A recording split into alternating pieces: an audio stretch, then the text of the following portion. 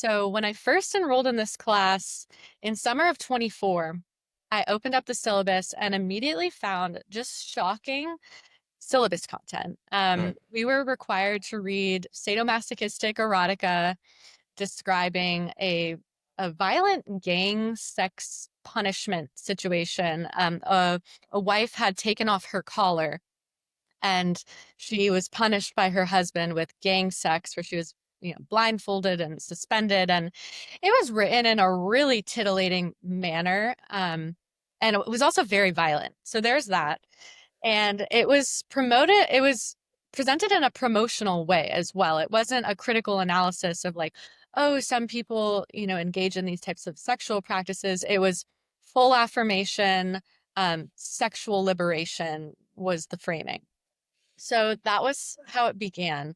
And there was also a pornographic illustration guide was our textbook that was also very titillating in nature. I mean, you know, bronzed, fit bodies and all sorts of sexual positions, with however many number of people. And also, bestiality was depicted in a really crass, I don't know if I would go as far to say promotional way, but in a humorous, cavalier way. And there was instructions there on what lubrication to use with farm animals as not to harm them.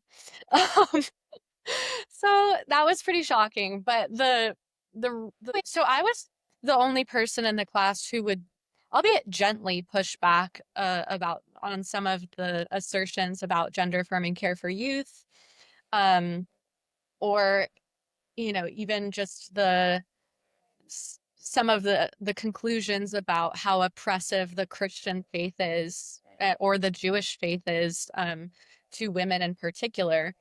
And I was actually told in so many words that I was talking too much, which, Yeah. you know, there is some truth that I was contributing to the class more than others, but the class seemed like it was structured in a way that was like, okay, we have these non-scientific, um, theoretical conclusions that we've made about the nature of human beings and the nature of sex. No need to think. We are going to present them to you, and then we'll ask you how you feel about it. Say you agree, and then we'll Right. move on to install more beliefs. Right. I think it would be so cool if we could have a robust discussion. I am more than happy to talk to somebody who believes that gender affirming care is the best way to deal with gender dysphoria in youth.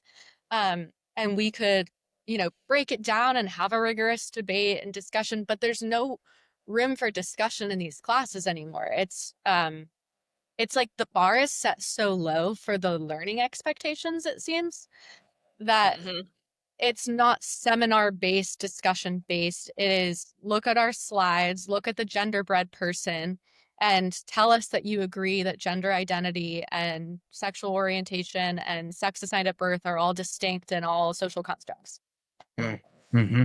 It's that succumbing to silence, that silencing mechanism that's like set in advance. It's accept and adopt this and then Yeah. move on. And as we've talked to people over the years, different people have like almost a different, if there was kind of a scale to this, experience with those silencing pressures. And it Mm. felt dangerous, legitimately dangerous to go against the group. But when, after the Wall Street Journal piece ran, I was called to a meeting by my boss to talk over the article with people who had concerns. He originally said that there was one or two people who wanted to talk about it, but the article was widely circulated, at the organization, and I was called to a meeting between myself, the director, and 15 junior therapists. And Wow. I sat in that room and said what I thought, honestly. And I was attacked. My character was attacked. I was called unsafe. People said that I was going to cause people to kill themselves. But it was Ugh. also a very liberating experience, because I knew that what I was saying was coming from a place of genuine concern for people.